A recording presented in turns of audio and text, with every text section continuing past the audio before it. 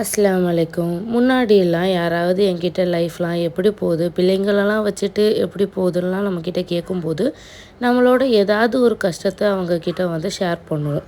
But இதில் பெரிய disadvantage என்னன்னு தெரியுமா? சில விஷயங்களை நம்ம ஷேர் பண்ணும்போது நம்மளை அறியாமலேயே நம்ம அவங்கக்கிட்ட ஒரு எமோஷ்னல் பாண்டை க்ரியேட் பண்ணிப்போம். நம்ம அந்த பாண்டை மதிக்கிற அளவுக்கு அந்த பாண்டை அவங்களும் மதிக்கணும்னு எந்த அவசியமும் இல்லை.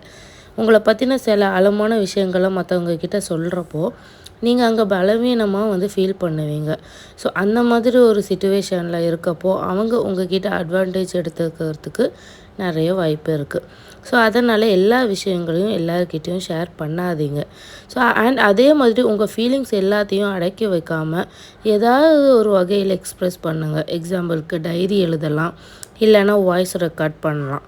ஸோ இந்த மாதிரி நீங்கள் பண்ணுறப்போ எமோஷ்னலி ஸ்ட்ராங்காக இண்டிபெண்ட்டாக ஆவீங்க. ஸோ உங்களுக்கு இது கரெக்டுன்னு தோணுச்சுன்னா கமெண்ட்லாம் மறக்காமல் சொல்லுங்கள். அண்ட் இந்த வீடியோ உங்களுக்கு பிடிச்சிருந்தால் மறக்காமல் லைக் அண்ட் ஷேர் பண்ணிக்கோங்க.